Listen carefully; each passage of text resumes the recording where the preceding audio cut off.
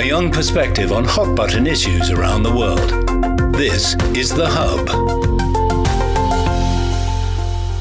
The fourth plenary session of the 20th CPC Central Committee has once again reaffirmed China's commitment to high-quality opening up, a guiding principle that will anchor the country's upcoming 15th five-year plan.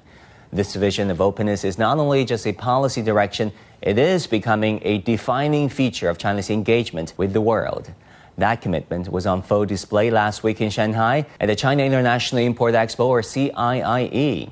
As one of the world's largest trading fairs, the CIIE has evolved into a flagship platform where China turns its pledges of openness into practical action, transforming its vast market into a shared space for global cooperation, innovation, and growth. Amid global economic headwinds and rising protectionism, China's message remains clear: openness is the path to shared prosperity. Earlier, I hosted a seminar and a press conference for the World Openness Report 2025 that is part of the 8th Hongqiao International Economic Forum held alongside the CIIE. The event brought together some of the world's leading thinkers that you can think of. Zhu Ming is a former Deputy Managing Director of the International Monetary Fund and former Deputy Governor of the People's Bank of China. Kishore Mahbubani is a veteran diplomat, Singapore's former permanent representative to the United Nations and founding dean of Lee Kuan Yew School of Public Policy at the National University of Singapore. Hamid Rashid is former head of the Global Economic Monitoring Branch at the United Nations and lead author of the World Economic Situation and Prospects. And Zhang Yuyan is academician of the Chinese Academy of Social Sciences and dean of the School of International Political Economy at the University of Cass. First question is for Mr. Zhu Ming. We can see that in the report for the openness of the world, the World Openness Report has indicated there are three conflicts: the expansion of the emerging economies and the developed countries, and also the policies and the efficiency improvement. So they are influencing each other. So what are the factors that are impacting the debate about openness or isolation? So what do you think about these trends? That is true about the current situation. It's very complicated with multiple conflicts. Everything is integrated together. I think the interesting thing is about two dimensions. The first dimension is we are all seeing the current geopolitical uncertainty is rising, and also deglobalization. At the same time, we are seeing the power of the market, the power of development, and also the general public are pursuing for globalization. They are still playing their role. So this is a very interesting thing. For example, for trade, since the trade war initiated by Donald Trump, this is a very big event. But we can see since April, the global trade is still growing. The business number has been increased by almost 20%. That means the trade is no longer centered around the U.S. So a lot of countries and regions are trying to find trade opportunities. The report says it very well. It not only talks about the openness, but also it has the artificial intelligence, it has green technology, it has the trade flows. So it has different dimensions. For example, for the administration Trump to look at these dimensions, for example, the exit Paris Pact. If U.S. doesn't want to have the green economy, how will the world become? The sustainability is continuing. So we can see the technology, the cooperation, financing, everything is still moving forward. It's same to the trade. So it becomes a diversified landscape with multiple regional centers. So this is a change we have seen. We don't need to be pessimistic. We need to believe that we have 7 billion of people in the world. They want to lead a better life. We need to believe in that power. We need to believe in the power of the emerging countries and developing countries. They want to have development.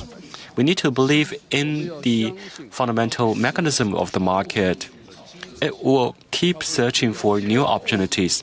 So the result would be U.S. is isolating itself from the world. Dr. Zhu shared a very important judgment. That is, the force of market is unbreakable. The rise of the global south is unstoppable. And there is this decentralization away from the United States, EU, ASEAN, China, doing more business with each other. How worried are you about this trend of deglobalization, given Trump 2.0? Or are you having more of a hopeful message, given these new trends of global south, of the digitals, of the green sectors? I'm going to make 3 points in response to your question to me. The first point is that I'm very glad that this preface begins by talking about how openness has been around in China for thousands of years. I mean, it talks about the Silk Route. It talks about Admiral Cheng He's famous naval voyages around the world. If there is one powerful lesson from human history, it's very clear. Societies that open up flourish. Societies that close down suffer and eventually decline. It's important to emphasize that opening up has benefited societies for thousands of years and is not necessarily a modern phenomenon. And my second point is that nonetheless, the whole process of opening up, as Jumin hinted, has suffered a huge shock this year. And a large part of this is due to the fact that the United States has raised tariffs on an enormous number of countries around the world. And that clearly has been a shock to the world. But at the same time, there's a very profound piece of good news that has emerged from this shock. For the first time, when the United States decided to increase its tariffs on the rest of the world, not one country has followed the United States. Not one out of 193 countries. And the fact that the other 192 countries in the world have decided to keep their economies open and engaged with the rest of the world is a remarkable piece of good news that we should also take on board. So the fact that the world is not retreating from openness shows that there is no deglobalization going on. The third and final point I was going to make since I come from Singapore is that I'm of course heartened to read in this report that Singapore is ranked number 1 in the world in terms of openness. But it's important to understand, everyone to understand that the benefits of opening up to Singapore has been remarkable. I can tell you this, that when Singapore became independent in 1965, and I was 17 years old then, growing up in a poor family in a poor Singapore, and our per capita income then was $500. Today, Singapore's per capita income is over $90,000. And why did Singapore succeed? The simple answer is that Singapore is by far the most open economy in the world. And we are open across all the dimensions. You know, in trade, in investment, in people flows, amazing. So clearly, the message of this report, therefore, is that despite the shocks of 2025, let's keep opening up the world. Thank you. Professor Zhu and Professor Mahbubani both argue that we're not necessarily into an age of deglobalization, but de-Americanized world, where the rest of the world are keen on doing more trade, investment, and people-to-people exchanges with one another. Do you share this assessment? And also, how do you look at the state of the world openness today? Openness matters, and it matters a lot, and it can actually make a huge difference. Actually, we are looking at not necessarily deglobalization, but decoupling from the US. US is to be the engine of global growth. And that has shifted since the global financial crisis. It's not new. If you look at before 2008, if the joke used to be that if the US would sneeze, the rest of the world would catch cold. But this is no longer true. There's a delink from the US growth and the rest of the world growth since the global financial crisis. I think this would probably, the current shock that we're experiencing, it will probably make this decoupling or divorce from the US economy more permanent. So I think in that sense, we would see this trend getting more entrenched over time. Countries are not following the U.S. lead anymore. In that sense, there is quite a bit of understanding that this is not the path that most countries want to take. Because we see the openness, and Singapore is the perfect example, but there are many other examples how gradual openness helps an economy grow, because it's not just about trade that openness brings. It brings knowledge, it brings technology, because trade and investment come hand in hand, and when there is investment, there's technology transfer, knowledge transfer. So another point I want to raise here is that the trade shock can translate into shock in terms of people-to-people contact. So if we lose that, I think that's a far more longer-term impact. If we have less international travel, less contacts among people, that would be the real cost for the global economy. So we have to, while we are adjusting to this shock right now, but we have to keep in mind that people-to-people contact is the most important element, and this is where we have to be very careful. And the third and final point I would make is that related to this trade shock and the shock to international mobility is the fragility of the international financial system. If you look at this year, US dollar has lost 10% of its value vis-a-vis the major currencies. This is the weakest point in dollar in the last 50 years. And that tells us something about confidence in US dollar as an international reserve currency, which means the global economy is still very nervous about, can we trust US dollar to intermediate the trade and all other financial transactions? So that means the world would actually, while the US is withdrawing from the international trading system, it may also lose its status as the international reserve currency. The question is that we have to also think about alternative reserve currencies. SDR can be a good alternative, but other mechanisms can be there. But we have to think about, as we sort of lose the international trading system as we knew before, we have to also think about a new international financial architecture to support a new global order. For that, we'll ask Professor Zhu later on a new financial architecture. I mean, it's hard to dismantle something, but it's hard to build a replacement, right? If you think about the weight of the US dollar in national reserves held by governments and international trade. 张院长，接下来的问题想请教。 I want to ask you, we are always saying that we will continue to open up, but we're also seeing autonomous opening up and single-sided opening up. What do you think about the result of our single-sided opening up? I think for opening up, as this report says, this is why China has achieved success. This is the most important factor. Singapore from 500 to 90,000 US dollars. Within 50 years, the most important factor is openness.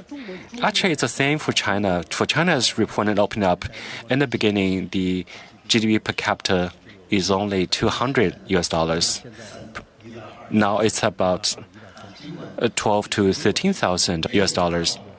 So I think the concept of openness in China, in our minds, it has been deeply rooted. I think what we are doing is we need to initiate the openness of the world with our own openness. There are so many reasons for that. The most important thing is with a labor division, specialized manufacturing, so that we can have a rational allocation of the resources. Each country can get something from the trade. This is also a very basic momentum for the economic growth. For the previous speakers, they have mentioned about U.S. policies, tariffs for the whole world. This is the headwind. Sometimes I will be thinking whether it's a spring. So when you press it down enough, maybe when it bounces back to the mainstream free trading system, maybe the bouncing power will be even bigger. That's how I think about that. That's all for me. Thank you. 好，感谢张院长的分享。 For your sharing, Miss, for your judgment. 朱老师，金融呢也是全球经济特别重要的。 Finance is also a very important part for the global economic system. So what do you view on the setting of the finance, either for the inclusive systems and also the existing barriers? 的变革的重要意义何在？ We're always saying financial system needs to change along with the physical economy, with the economic flow and economic structure of the world are going through profound changes. This is very important. So our observation is that for the next few years, the global finance would have more profound changes. So things related with openness, I think there are several things we are seeing right now. The first thing is the global capital flow is still increasing. It didn't drop. We can also see for the financial capital, they are leaving U.S. because the risk is too high. The financial systems risk and their equity market risk are too high. So we are seeing very clearly the capitals are leaving U.S. This would also become a trend. So this is a very important thing. The third thing is China is becoming an incoming and outgoing country for FDI. So China's ODI is higher than FDI. In the past, we have become the destination for the biggest destination for FDI. So now our outgoing capital flow is higher than FDI. So Chinese capital is going towards the whole world. So this is a very important thing. Why is the Chinese capital going to the world? It's because we are supporting Chinese enterprises to build new industry chains around the globe. So this is a very big change for Chinese enterprises to go global, for China's industry chain to go global. And this is the private enterprises in China to go global. So we have two structures. One is about the government-supported Belt and Road Initiative. The other part is about the private enterprises that are trying to find opportunities around the globe to restructure the industrial chain. So this is a very big change. So for China, we are a very large FDI country, and it also goes along with technology and green economy. It's been favored by a lot of countries. This is a very big change. Until today, China's ODI is higher than FDI. I think that trend will continue. Kishore, do you think realism will still be the predominant rule going forward, and thereby disrupting the multipolar world that we all wish to see? Very happy to address the question, because it's important to understand for a start that we are living in a very unusual era of world history. But to make it very simple, the way I describe it is that we are entering a new 3M world. This is the world of tomorrow. What are the 3 M's? The first M is that it is a multilateral world. And that's what we've been discussing. Why is it multilateral? Because our world is shrinking dramatically.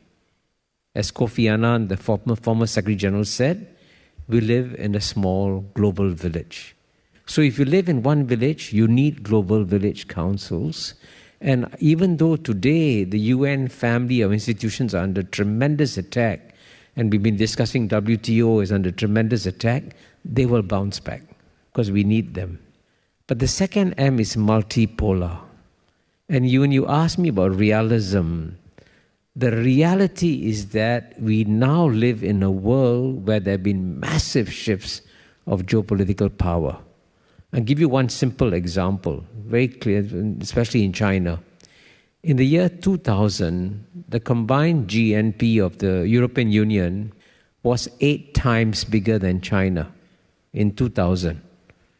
Today, European Union and China, same size. By 2050, European Union will be half the size of China. Now, very rarely in history do you get such dramatic shifts of power happening at such a quick speed as we are experiencing today, which is why the world looks confusing. But the good news is that it is becoming a multipolar world. The last M I'll mention very briefly is multi-civilizational. The re-emergence of other civilizations means that other voices will be heard around the planet too, and not just a Western voice. And so when going back to your question about the nature of our world that is emerging, you will see continued geopolitical shifts. You will continue to see economic shifts too, and also cultural shifts. So if you see big shifts happening in 3 dimensions, it's natural to feel a bit lost, but don't worry, it will all work out in the end. Thank you very much. It will all work out in the end. Hopefully that's the case. Now, Hamid, we know this year marks the 80th anniversary of the founding of the United Nations. And also recently, President Xi Jinping of China proposed the Global Governance Initiative. How do you see the synergy between the United Nations goals and the Chinese initiatives enunciated by President Xi? I think President Xi's the vision that he articulated in September, I think this is the future that he articulated. And this is a moment, President Xi's comments, the vision that he articulated, I think one particular element is very, very important for me, is the people-centric multilateralism. Because the multilateralism that we constructed under the UN and all the organizations, it was state-centric. State was playing the main role. So here, I think as we move to a world where markets and civilizations and societies would interact more openly, more directly with each other, I would see that, that people-centric development agenda, people-centric vision of the world would dominate. What do we mean by the people-centric? I think this would be probably far more effective in terms of building a multipolar, multilateral system, because when you're talking about interest of individuals and businesses, there's less power dynamics as opposed to when you negotiate between states. There are always a more powerful state and then less powerful states. I think we'd probably see a more of a world where an even playing field would be emerging. So in that sense, I'm very optimistic that President Xi's vision for people-centric development probably break new grounds. And also in that same vision, there's an emphasis about action-oriented policies, like more results and actions. Professor Zhang, actually we're seeing Global South has become a very important force. We are seeing in your report that the contribution from the Global South the increment is about 60%. So what do you think about the future for the rising of the Global South as well as a profound impact on the global governance systems? 全球治理体系的深远的影响。你说的特别对。You're very right. In our report, we have talked about the Global South and its contribution for the world economic growth with 60%. So I also want to see in the last 20 years, the Global South has contributed more than 80% for the world economic growth. Even if when we calculate with the current exchange rate, it's still more than 40%. So with these figures, we will be able to see the rising of the group of the Global South with a lot of support. Speaking of the global governance, which is a very big topic, we know for the World War II, the global governance systems is dominated by the developed countries, especially by US, such as WTO. So it will continue to play its role, but there's also something that needs to be improved and modified. For the Global South, in terms of global governance, there are many things they can do. For example, in WTO, actually we really hope their reform would reflect the pursuit of developing countries. The factor of development needs to be highlighted, so the Global South can promote WTO to achieve an investment facilitation agreement for a lot of developing countries. This will be of a lot of interest. And also for the Global South, there are some organizations or some Global South representatives, like in Shanghai, we have a bank that is New Development Bank. I think for this bank, we can utilize its platform. And also there's one that is headquartered in Beijing, that is AIIB. I think for these international multilateral investment banks, they can provide financing solutions to developing countries without political conditions. I think there are many things that we need Global South to pay attention to. Global South includes many members. They need to have a collective action. They need to overcome a lot of barriers. So some of the existing organizations and mechanisms, for example, like BRIC Plus, etc., they need to take the leadership and take the initiative. For the future's global governance reform, I'm full of confidence, especially with the rise of the Global South. It will continuously move towards more just and fair direction. Of course, we cannot underestimate the challenges it may encounter. Go. And that's it for this edition of The Hub. Thank you so much for tuning in. Bye and take care.